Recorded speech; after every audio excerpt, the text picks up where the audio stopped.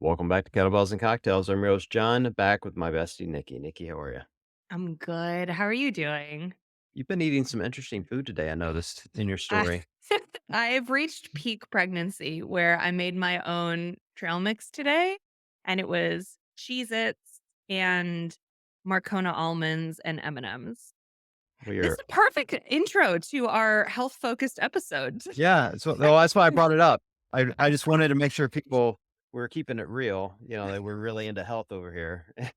And actually, I was laughing because we're living such separate lives right now. I was looking at what you were eating, going, oh my God, that looks so good. And I was eating chicken breast and rice at the Your same prison time. diet. Yeah, I'm like, oh, I miss M&Ms so much.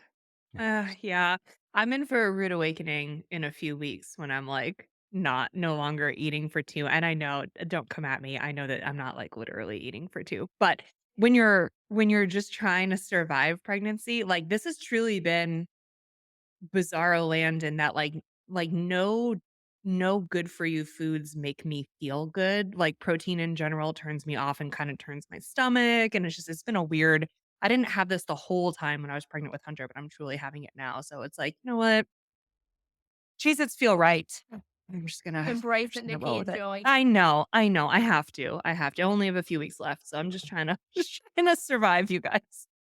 Well, I saw it. I thought it was funny because I knew we were doing another episode today. We've been having so many episodes recently around health and CrossFit Hmm. health and so on, and so it made me laugh going into this episode. But I thought it was a nice little segue. So Hmm. let's jump in. I'm going to let you introduce our guest, Nikki, because you found the topic and the guest this week, and I'm excited to talk about this. So I'll Okay, turn it. perfect. Well, I am super excited to welcome Darina Dunne and Karl Dunne, and have you guys explain a little bit about the really wonderful work you are doing with CrossFit programming over overseas, over in Ireland, and figuring out how to really change the conversation around CrossFit so that it's considered part of healthcare, part of preventative care, part of something that not only we should be talking about in terms of what we can do for longevity, but also how the government can step in and help support that mission.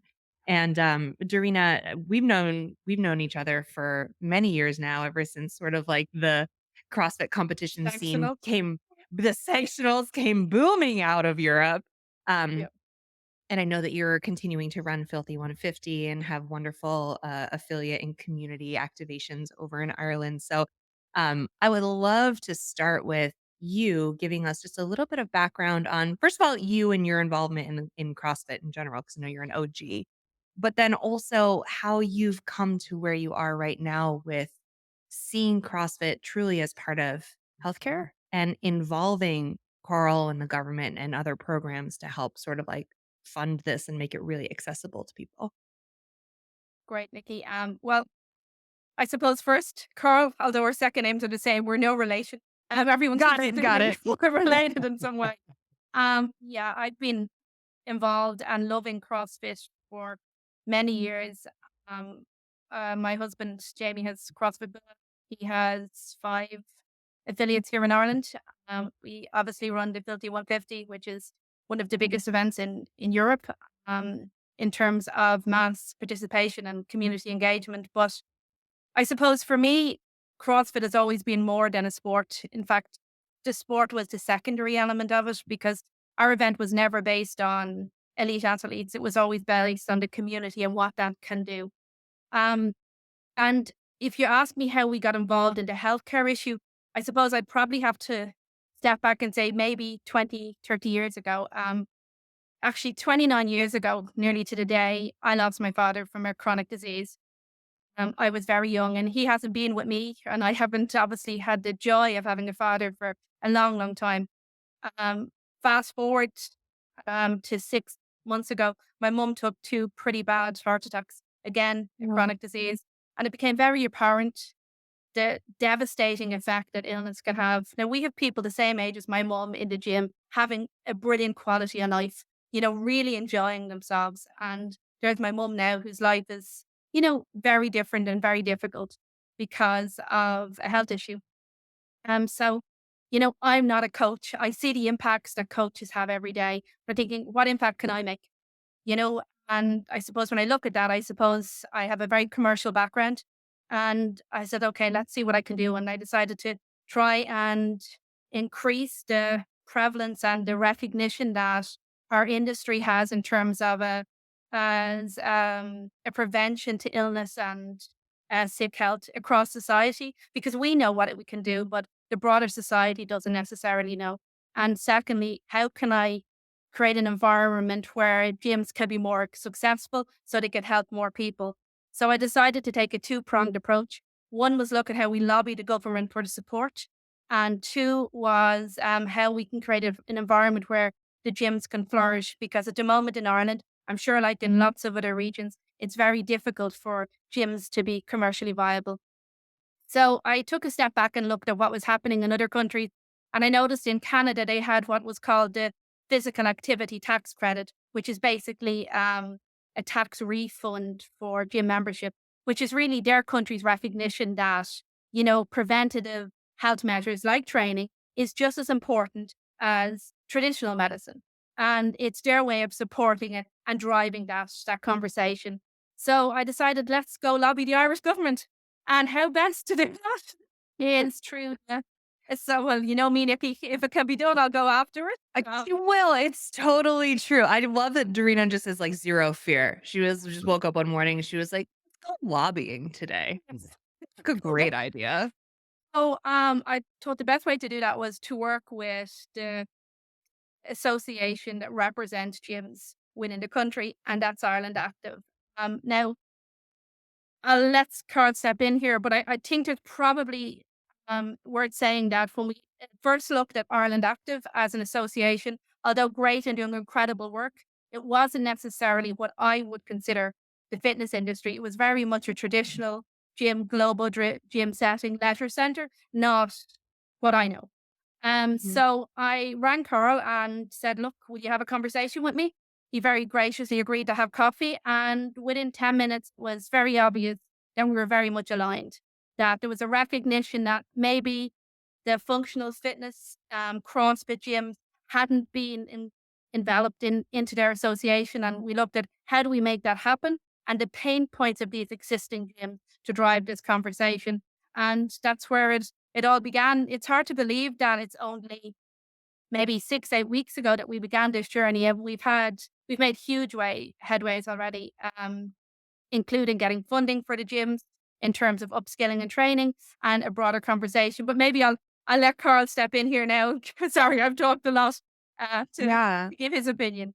Yeah, Carl, I would love to know how that conversation with Dorina went to sort of convince you to loop CrossFit in or lump CrossFit in with some of those other more traditional gyms. Because I do think that that's sometimes where people face some issues even here in the States is like there are some insurance organizations that will offer you like a stipend if you join a gym or a little bit of a credit or a refund if you join a gym. But I found that it's oftentimes difficult for people to lobby their CrossFit gym, their box, as the gym that the insurance company will recognize. So how did that conversation go for you?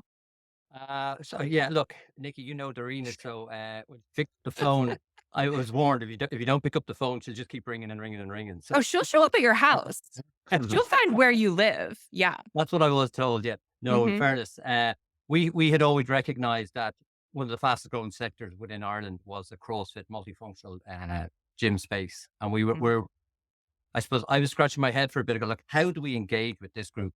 Because in theory, we're all trying to achieve the same thing. And if you take it on a health level or a business level, so if we take the health level first, what we were trying to do was we want, and one of our taglines is more people, more active, more often. So from the traditional gyms, we were working with them. We had a couple of CrossFit gyms as members, but what we really wanted to engage with that sector of the industry. And the timing was just perfect because Darina picked up the phone and rang us. And I said, listen, do you know what? This timing is perfect. So as she said, we had a coffee. And within, I'd say, Darina, what, 5 to 10 minutes, we were like, look, we're preaching off the same hymn sheet here. Mhm. What Darina and the Bua gang were looking for and the CrossFit community was exactly the same thing that we were. And it was around health. How do we get more people active and how do we get more people fitter within Ireland? And that's truly, I mean, we say it all the time, right, John? It's like the rising tide. The whole point of CrossFit is to get people more fit across sort of like around the world, whether it's in your box or my box or whatever the methodology it works. So where did you guys land? How sort of rewind, what are Mhm. words? What is the outcome now for people who are looking to sign up for a gym and get some sort of support financially or from the government?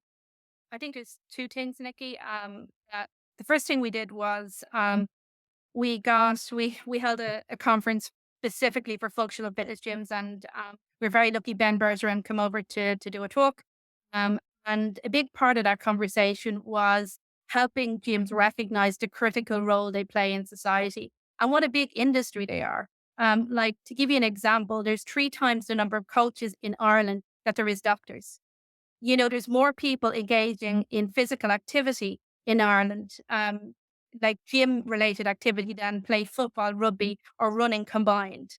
That is the strength of our organization. That is the strength of those individuals. But yet, you often hear coaches when you ask them what they do, they will say, "I'm just a coach."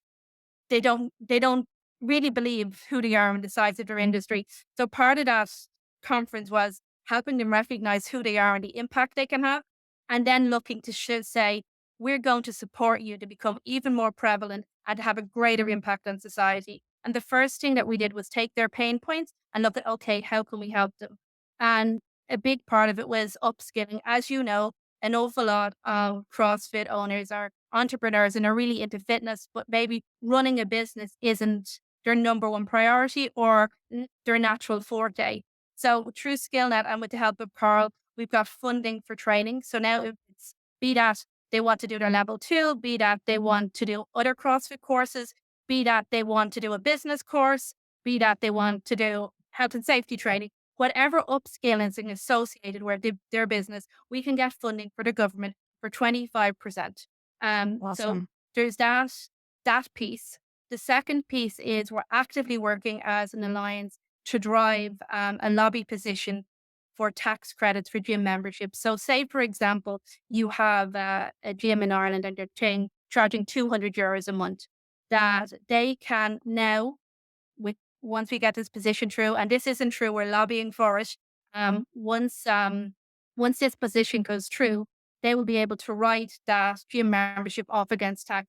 So rather than it costing the individual €200, it would actually cost them 120 because 80 euros of that will be written as a tax write off of the end of the year. What we're trying to do is reduce the barrier to entry. We're trying to make it as feasible as possible for as many people to get into the door of a gym so we can have an impact and really, make sure that they have a long and healthy life. So we're on the journey. We've got the funding approved so we can support them in terms of upskilling.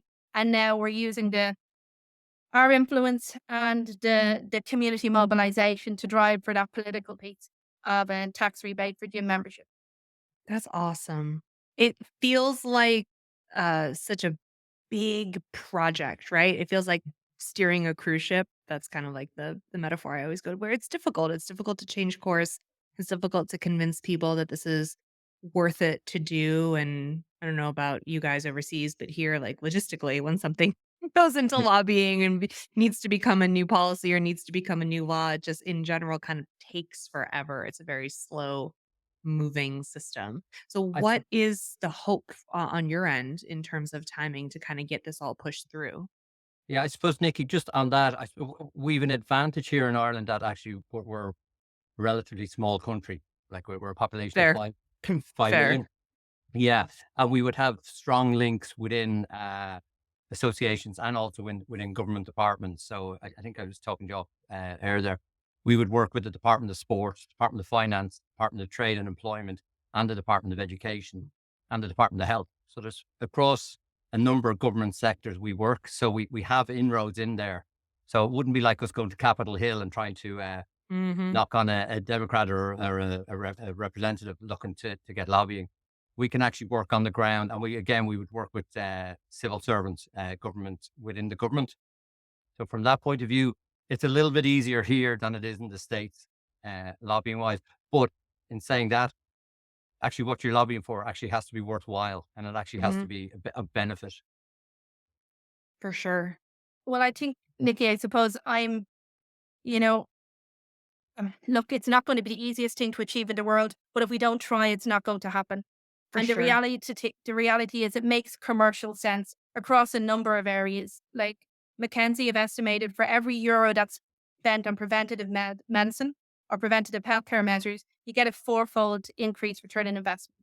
Um, in Ireland, we're a country that is growing rapidly, but our working age population, 25% of them consider themselves inactive or sicker than they were in 2015. There is no growth without health. If we don't drive this conversation and make our country healthier, we're not going to continue to be successful. Mhm. In parallel, there's the underserved women, our older members of our community. There's so many benefits associated with this policy. It really makes sense. We've reached out to several government departments. We're working on it, and to be honest with you, we've had no major pushback as of yet. Mm. And it does feel like we are pushing an open door. Now, I think we're lucky the timing. Um, we are coming into an election. People are looking for votes. We've had two political parties say that they will be interested in discussing this as part of their manifesto, though what they go to the people with as part of their government policy. So we happen to come at the right time with a policy that makes sense for a nation who need it. So Yeah. it's going to be difficult, but is that the reason not to do it? No I don't way. think No, so. for sure. For And sure. and maybe that's the nature of CrossFitters. They see something that's a hurdle and go, let's go after it. And that's what we're doing. I think a big part of getting this across the line is community mobilization. And who can create a community better than us CrossFitters? If anyone can make noise on social media, if anyone can change the tide, it's us. For sure. There's over 800 gyms in the country, in Ireland. Be that across the functional fitness area and the general gym environment. They have communities, they have families.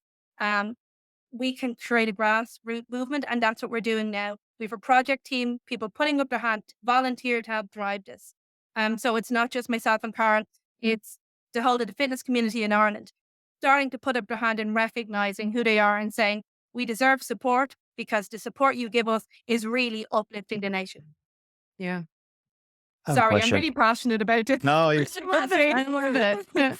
I have a question about the tax credit part of it. So you mentioned there's 25% tax credit, or is what you're shooting for. No. No, Sorry, no, Karl. that's, yeah. The 25% is the funding piece. So if you spend, say, €1,000 in funding, that through SkillNet and with the help of Karl and C, Ireland Active, you get €250 back. So 25% is in relation to the funding for upskilling. Okay. Are you able to only use it on gym memberships, or could you use it toward gym equipment? If you wanted to build your own home gym and kind of do the same level of fitness we're describing here. Oh, Oh, the so tax credit. I see what you're sorry, saying. tax credit. Yeah. So the 25% isn't tax credit. That's industry led, and it's for upskilling professionals. So say, John, your CrossFit gym, I think, if you had one, uh, and you had three staff that you wanted to upskill, and say it was $1,000 each for each of them, we'd be able to come in and go, okay, we'll cover 25% of each of their training fees because Okay. you're a member of Ireland Active, and that way that we're supporting the industry that way. On the tax credit, what we're looking for there is that a percentage of your gym membership would be tax deductible. But John brings up a good point. Like, if I wanted to set up a home gym and buy equipment for it or do something along those lines, could I get a tax credit on the purchase of that equipment? Or is it really right now going to be limited to people who have like a active membership, like a recurring membership? Yeah, to be active recurring membership. That's We interesting. we are going with 5 asks to the government, knowing that realistically we won't get it all. And one of them will be the use of we have a cycle to work scheme in Ireland whereby you can purchase a bike to get to work. And we're looking to have that expanded to include gym equipment and wearables. But the main driver is the tax credit for gym membership. But there is a broader piece, John, that we're looking at too. How much is the tax credit for gym membership? It would depend on the percentage tax rate that you pay. It would either be 20 or 40%. Okay. Hmm. Well, I was just the reason I was thinking about all of this, like the first part where you're investing in, training and getting money back for that. Like as a gym owner, if you have 4 coaches that you're training and you're getting 25% off, it's almost like, buy 3, get 1 free. Maybe it's the best way to think of it. So for Yeah. it would certainly give local gyms in Ireland a real incentive to continue to invest in the training and development and upskilling the quality of coaching, which is always an issue in any gym, let alone CrossFit. But I think this tax credit part for individual members is really intriguing to me because it gives incentive to the CrossFit gyms. It gives them an extra tool to go out and grab people and say, "Hey, not only can you come be a member, but the government's going to help pay to do it." Hmm. Right? I, And as someone who personally pays a lot of taxes, yeah. I would love for part of my, fitnessing to be paid for or at least to get credit for it. That's always been a gripe of mine for years and years and years. Like here in the States, medical bills, insurance, medicine in general is just kind of outrageously expensive, right? And it often feels like those of us that spend a lot of time investing in our health are subsidizing those that don't, Hmm. right? And to be able to get money back to invest more into my health, you know, would be a monster benefit to me and my family. And I think there'd be many people that struggle to make ends meet that all of a sudden could, that want to do it, but they simply can't afford to go join a gym. And now they could because that extra 20 or to your point, 40% could really push them over the edge. I think what we're trying to do is create an environment where we reduce the barrier to entry. So as many people as possible can get into a gym and get fitter and healthier because apart from making the individual, feel better and have a better quality of life in terms of society. I don't know about the US, but in Ireland, our health service is creaking. And as our population gets older, that's only going to get worse. And we're throwing money at it, but it's not fixing the problem. What we really need to do is reduce the number of people that are getting sick and prevent them Right. getting sick for longer. And the evidence is irrefutable. The way to do that is to get people moving. Physical activity is the best weapon we have against illness and sickness. We know that. So it's, I suppose, recognition that that is the case and developing a policy that leads to that, that doesn't ignore the science and evidence. Ireland tends to be at the forefront of a lot of policies. If we look at, we were the first country to introduce the smoking ban. We're the first country to have gay marriage. So we are very progressive in terms of our policy, and I'm very proud of that. And that's why I feel as a nation, when we do speak to our politicians about this, we are getting a very positive response. They recognize that something has to change because what we're doing now isn't working. Like Right. by 2030, 8 out of 10 people in Ireland will be obese. We just physically can't handle that as a nation in terms of just looking at when they get sick and intervention. We're trying to get the conversation around, about your fitness and healthcare being about an investment rather than a cost. Get to you before you get sick and support that rather than waiting to intervene when you are actually sick. Well, I don't mean to brag, but here in the States, we were the first ones to supersize French fries and hamburgers. So Well, Want to I've had turn the many, problem, John? I've had No many a contest. supersized chips myself, but it's like John. I think we all recognize the critically important role that fitness plays. It's now about getting that written into policy so everyone can Yeah. benefit from it. And I think that's just it. It's just so hard because within our community, everyone's gonna like agree, like we're this very health positive echo chamber. We're like, yeah, of course. Physical activity is preventative medicine. Like we all agree. And it is somehow difficult, I feel like, to sometimes have that conversation outside of the folks who live it every day and breathe it and so like evangelize it. I know, John, your gym is very much like on the forefront of a lot of those health discussions. And I know you guys also work very hard on accessibility for your classes and your gym in general. But have you felt like pushback from general society and trying to make that conversation even louder than it is within your 4 walls? Well, I think it's just hard for people because you have to jump through a lot of hoops. Like we have the 2 adaptive classes we have are both funded by the government, local governments and, county government, so really Mhm. small government. But even that, the amount of forms and, calls and, knocking on doors you have to do just to make it happen and applications and everything else. I can imagine if you didn't have owners as stubborn as, my co-owner Jen, it just wouldn't happen. Mhm. Like you just get frustrated and we're like, all right, I'll take the easier path, you know, Right. and I Right, think Right. or that's like I'm over here running a business, I don't have time to knock on doors yeah. because I also have to, like, clean my damn toilets. Yeah, Like it's the hard part of dealing with government is that there's so much bureaucracy is it makes it very difficult to move it forward. And then, obviously I hear the conversations within the community of, where CrossFit itself is trying to help individual gyms understand how to use health savings plans to fund CrossFit memberships. And even that's very difficult at Mhm. times, and Well, it's the bureaucracy that does us in more than anything else. I think, John, that's why we chose a tax credit for gym membership. We already have a system in place within Ireland that you get a tax credit for healthcare, for your prescriptions, and for attending the doctor. You can write that off at the end of the year against your tax. This the system is already there. We're just asking for another tick box, because it's a Med One form. It's a medical expense, and we see this as a medical expense. It's just a preventative medical expense. So the framework is there, the institution is there. And that's why we're driving the conversation around that route, because everything is there for to make it happen. There's not going to be a big uplift from the governmental side. Yeah, most healthcare here in the States isn't true healthcare, it's sick care. Like Right. they don't wanna deal with you until you're sick. And whatever you wanna do to prevent it, do that on your own because they make money once you're sick. Like, that's kind of Mm. the mindset here in the States, and it's really, Yeah. really backwards and frustrating for those of us in fitness that we feel we're in the healthcare community by and large. I Mhm. would be curious, how many CrossFit gyms are there in Ireland currently? I honestly have no idea. On the island of Ireland, Mhm. there's around 90, 98. Oh, And wow. I'd say in at one stage we had the most CrossFits per capita.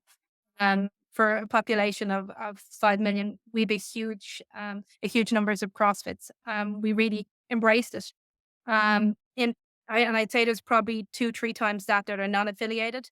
We are seeing affiliation slow down in the country, but we aren't seeing a slowdown in the number of functional fitness gyms opening. I think what we are finding in Ireland is it is more difficult to open a business of our type. During the crash, there was a lot of industrial units available at really cheap, reasonable prices. That isn't the case now. With everything gone online in terms of purchasing goods, warehouses are at a premium. So we're seeing a lot of gyms move into office spaces, which they're maybe not necessarily set up for our kind of gyms. But we're still growing. As Karl said, we're the fastest growing segment in the Irish in the Irish fitness industry. I think we represent now 40% of the overall industry, growing at 120, 122%. And so we are exponentially growing, but it's just not CrossFit, that is. Right. Well, I just think what a powerful tool this would be if you guys, get this fully implemented, that it'll allow the gyms to be more profitable. Mhm. It'll allow more members to join and take advantage of it. I mean, it's really for our community, it's a win-win across the board, financially and physically. Um, I think even as we push towards the tax credit, even in this 8 weeks since we began this program and working with Ireland Active, we've already got them 25% saving in terms of upskilling. And what's really important, and what I'm speaking to the gym owners about, is don't narrow your thinking to thinking it's only going to pay for CrossFit training. Think about it in terms of your business. What are you Mhm. lacking to feel comfortable as a business owner? Do you know how to incorporate? Do you need training to understand a balance sheet? Do you need training in terms of upskilling of management process and systems? Um, we can help you get support, regardless of what that support is. Ultimately, this funding is there to upskill you as a business owner, because as a business owner, you provide jobs and you also provide a critical role in society. So I'm really hoping that we can get the box owners to recognize that this isn't just about being a better trainer. It's about helping you be a better and more viable business. You Yeah, guys and get the on that, sorry, John, go Sorry, on. Carl. no. Just I mean, yeah, yeah. It's funny because if you look at the CrossFit section of the industry and then the traditional gyms, the business model may be different. The business practices are exactly the same. They got to understand the P&L. They got to understand taxes. They got to Hmm. understand HR. So all of those things are exactly the same. And we're able to actually come in and give them upskilling and training in that area. So from their point of view, they get a lot of training on the business side of things and on the physical side of things as well. And then just to go back to what Darina was saying there in relation, sorry, John, it was yourself, the win-win situation. It's also a win-win for government because we're actually helping them get the nation fitter and moving more. well, you It is guys get so complicated owning a business, you guys. right. Like, it is so common. Nobody tells you that shit when you first sign up. You're just like, I'm gonna do it. And everyone's like, yeah, you should do it. And Well, then you like have to file your first round of business taxes and you are like, oh my God, what am I doing? It's so hard. it is, but incredibly rewarding. I look at Jamie, who, Nikki, who has built Collective, and he gets up, or he on a Sunday is all excited about work on Monday. Whereas I am physically, and I go to my day job thinking, oh, Jesus Christ. He doesn't have that Sunday fear, and apart from that, you look back and think on, okay, what have I actually contributed?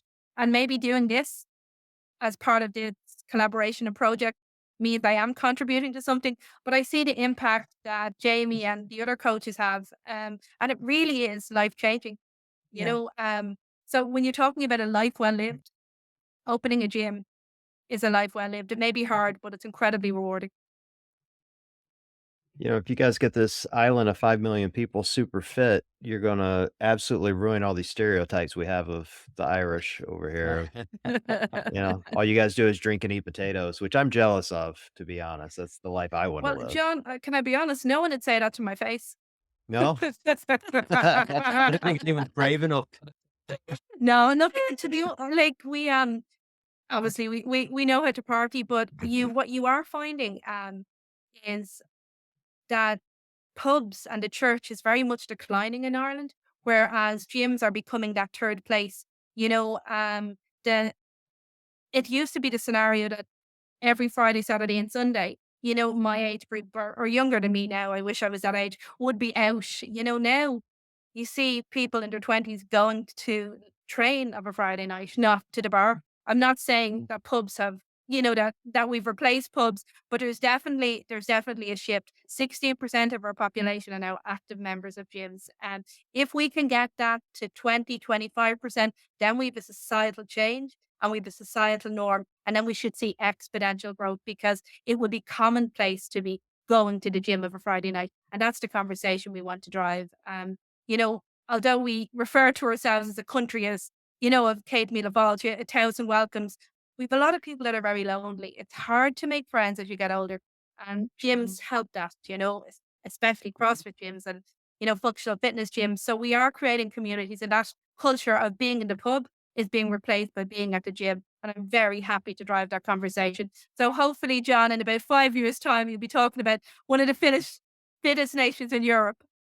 I think you're starting Ooh. to see that conversation happen, in, all over the world. I was just talking to someone about this, a friend of mine who's sober, and our conversation was, we really believe that, the next 5 to 10 years, the the concept of drinking in the past, to your point, was, "Hey, go out, have fun, loosen up, enjoy yourself," and people are starting to recognize what a poison it is, Mhm. and the diseases that it causes, and what it and how, all the areas of your life it impacts, and I realize that, plenty of people can socially drink and they're not impacted that way, but millions upon millions can't, and it creates a lot of bad stuff.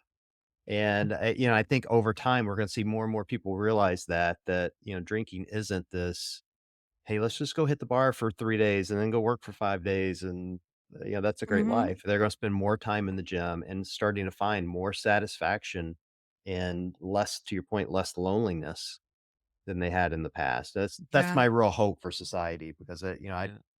I barely I drink these days, even though our show literally is named Cocktails. But Well, listen. I do think part of this conversation around using fitness as healthcare also is about creating balance in our lives. And that is so incredibly important because you're in a better headspace. When you're active, you can make better decisions about yourself and your lifestyle. You may be able to enjoy a drink or decide not to enjoy a drink based upon the clarity in your head because you've elevated your heart rate today. And I do think that having that type of fitness and preventative healthcare in our arsenal is ultimately going to help make those kinds of decisions about balance in the future. I also think the pandemic really shed a light on drinking culture in and of yeah, itself for our entire world because like most of us were just drinking on a Tuesday during the pandemic, and it took a minute for us to be like, "Ooh, that was a bad choice."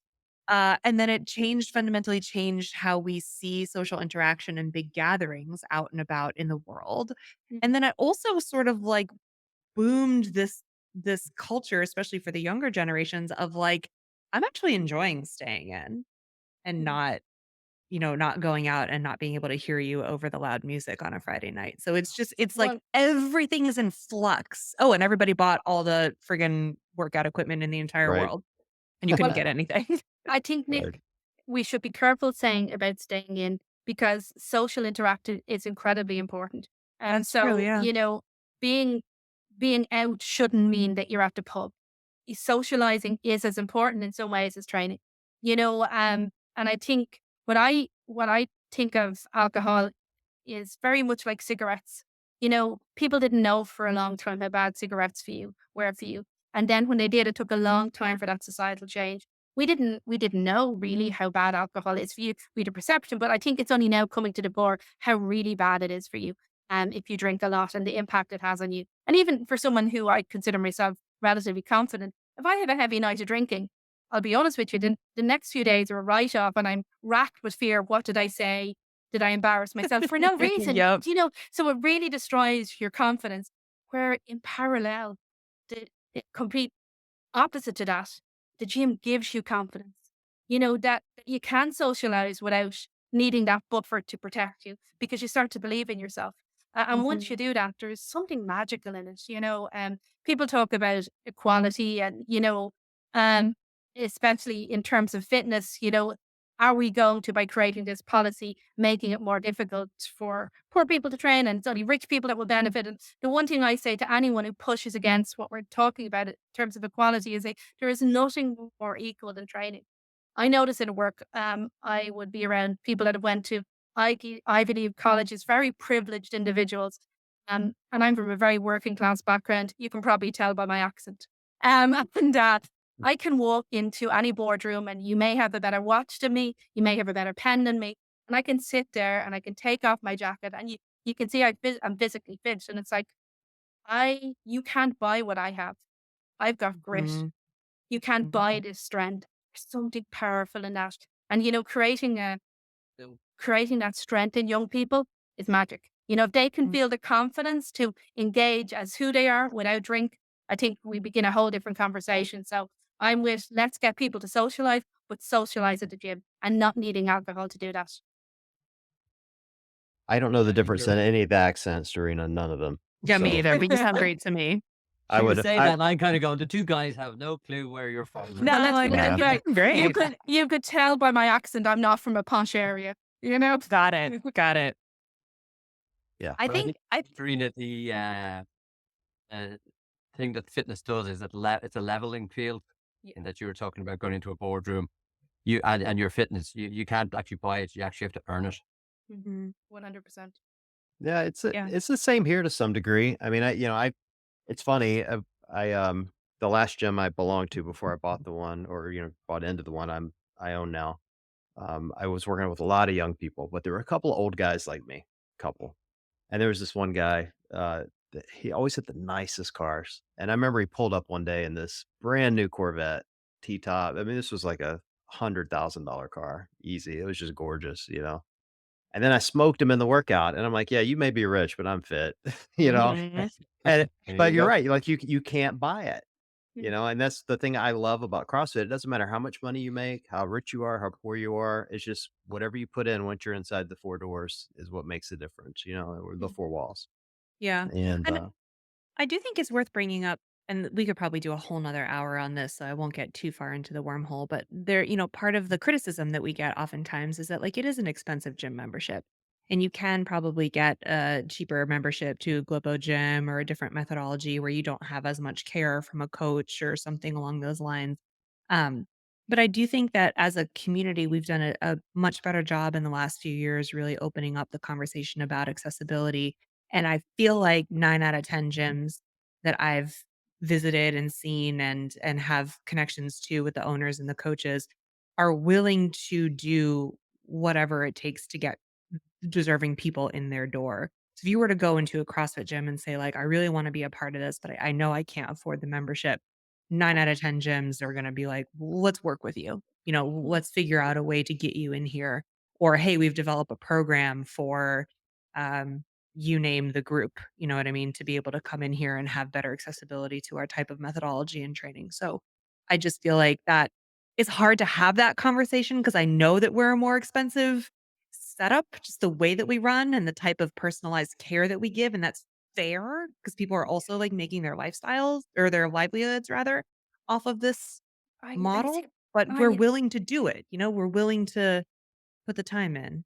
I think, Nick, for me, and it's probably easy for me to say this, because I believe so much in it. It really is about value. Like, you can spend Mhm. 30, 40, 50 euros in a traditional gym, and you walk in, no one shows you what you're doing, Oh, for and sure. you Yeah. can waste the hour, and that's, as our Carl is on here, that is not knocking a traditional gym, Carl. No, But no, no. for me, the conversation is around value, and, like, there's some CrossFits that aren't worth the money. I'll be honest with you. Also I've been true. to Yeah. CrossFit where, you're thinking, Jesus, this is not value. So what I would say to anyone who's interested in training, find something that's of value. If you are going somewhere, you're using it a lot, 4 or 5 times a week, you're getting an environment where you're learning and you're improving, and you're enjoying it. It is value for money. Yeah, for Um, sure. but it there is times when it's difficult, and there is the cost of living crisis, and that's why myself and Karl are doing what we do. But for Mhm. me, I honestly don't think that CrossFit is expensive. I think some CrossFits are expensive because they don't offer the value. But what I see as a CrossFit gym and what I experience from training, um, I'm getting value for money. So I think it's worth every penny. I'm fitter, healthier, and happier now than I was in my 20s. And that's worth the money to me. Yeah, fully agree. For Well, it's like sure. Yeah, I 20 think bucks. as well. Sorry, go on, Sorry, John. I Carl. keep jumping in. Well, I was gonna say it's $20 a day. I don't know what that calculates out to euros because I can't do the conversion in my head, but it's what, 25 Pretty euros pretty probably. similar. No, Yeah, no, I probably. think we're Basically near what on I spend parity, at actually. Starbucks on a Yeah. daily basis is what you're Well, so you saying. think Uh, if you're going 5 days a week at $20 a day, right? Like $100 a week. Like, I don't know about you guys, but I spend pretty decent amount of money on Netflix, Hulu, HBO, like kind of all these, Mm. to your point of value, like they're fun to watch, but they do nothing for me other than let me shut my brain off. But $20 a day is worth an extra however many years I'm going to have with my kids For sure. or my family. And to your point, I love the concept of value because I fully agree. Like I've been in gyms before. I'm like, oh my God, let me get out of here. But I've been to but I've been to others where I'm like, $20 is a steal Mm. Yeah. for what you're getting. And And and I in have to Ireland, believe on the yeah, I've sorry, got to John. believe you guys have with 100 gyms in Ireland, I have to believe that 95 of them are brilliant. I have to Well, believe that. I'm slightly biased, so I'd probably say that. But yeah, no, that's honestly, fine. what I've experienced is, especially over the last 4, 5, 6 years, the professionalization of our community. When people first started 10, 12 years ago, it really was the Wild West. But now there's a huge amount of upskilling. Now there's a huge amount of effort to make the gyms a better place. And I think a real telltale sign, and this probably goes back to what Greg always spoke about, clean toilets. Now there's a certain expectation of what a CrossFit gym looked like. Previously, people could have opened a CrossFit gym with $10,000, and worked away. Now they tend to spend more on the fit out, the equipment, the the staff. We're seeing a lot more full-time employees choosing this as a career. And Yeah. as such, there's a professionalization. And it really has uplifted the whole community. It's uplifted the standard that we can offer to our patrons. And it's really helping us become fitter and fitter. I see it at the Filthy 150. Um, the quality of movement tends to be really, really good. And I'm not a coach, so I'm probably talking crap someone else would say and say, oh no. But I look at coaches and they're there and they're coaching. They're not cheerleading, they're coaching. And it's very impressive to see. And that's why I feel very comfortable and confident saying the average CrossFit gym in Ireland is around €150. And if you use it and you get good coaching, it's very, very good value. I want to go back. I know we only have a few minutes left, but I want to go back to one of the very first things that you were talking about, Darina, where you were saying that you guys had a seminar where you were opening up the coach's eyes and minds to the fact that they are not quote unquote just a coach. And I think that's a really worthwhile conversation to have worldwide with the people who are in our CrossFit gyms, really all of our gyms. Carl, I'm sure that these are conversations that you have with the people that are within your network, regardless of the types of gyms that they are coaching in. It's a really important conversation to have worldwide because I think a lot of CrossFit gyms, especially here in the States, have maybe one owner, maybe a GM or a head coach or something along those lines. And then a lot of part-time coaches. Like a lot of us are just in there helping keep the gym afloat by coaching a couple classes a week, probably just swap for our membership or we get paid in bags of protein or something along those lines. And that's how a lot of smaller gyms survive or at least grow within their first few years, right? It's really hard to open up a gym and immediately have the budget for a full-time staff. And I think sometimes we forget that. We forget the impact that we have. And I know like our my gym that I coach at is quite small and we have bi-monthly coaches development meetings where, we review all sorts of things from like coaching tactics to member specific things and our owner is huge about reminding us that we're so much more than quote unquote just a coach. But that statistic that you threw out there in terms of how many coaches, how many physical fitness coaches there are versus doctors, that blew my mind. Like, that is a different level of, like, I know I'm more than just a coach, like, I'm also, like, a little bit of a therapist because people wanna come in and, like, tell me about their day or, like, I know that their physical fitness is gonna impact their mental and emotional health, and that's really important to recognize. But, like, thinking of myself as the first line of defense in their preventative medicine is not ever really something that's crossed my mind the way that it has today in this conversation, and I've been coaching for, like, 12 years. Well, I think it's worth recognizing what people's motivation is to go for going to a gym. There's been a recent survey by UK Active, and I think they surveyed 1,000 people as to why they're going to a gym. Now, 20 years ago, the response would be to get build muscle, to look great, etc. Now, the response is, I think 55% of the respondents said it was to improve their health. Mm. So the motivation for people to join a gym is different. And I think we need to help coaches recognize that, or society recognize that shift in the mindset of the individuals and why they're going to a gym. But if you even look at the demographics of people that go to a gym, it's nearly 50-50. But if we look at sport within Ireland, for example, it's very heavily dominated by men. And if you look at sport in Ireland, it tends to be the purview of the young. Once people hit adulthood, they tend to stop playing sport. So there's a real societal impact we're having. Apart from the fact that in Ireland, anyway, 60% of our population do it. We has, as I said to you, there's 3 times the amount of coaches that there is GPs. Our demographic is 50-50. We're having a huge impact in terms of the plus 55 age group. Like, there's so many statistics that lead to the fact that we're more than just a gym. We're a really important societal industry.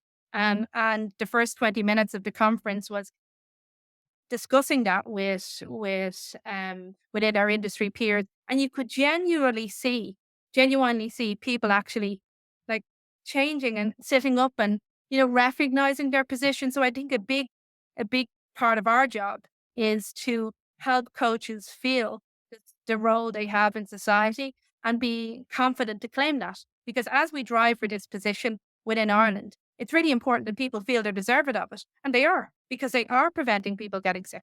So as I talk about convincing the government, I also need to talk about convincing our coaches, our gym owners, that's who they are. And they're worth listening to and they're worth investing in. And I can see it. So I want to make sure they can see it too. Mhm.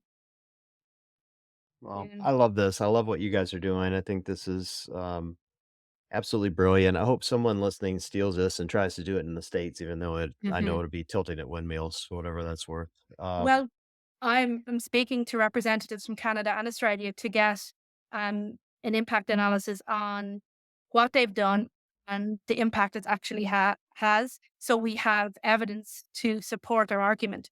And once more countries do it, the more likelihood it will be adopted by other countries. You know, myself and Carl are going to try and push this through in Ireland, but then it's Europe. Here we come. I'm not stopping Yeah. here.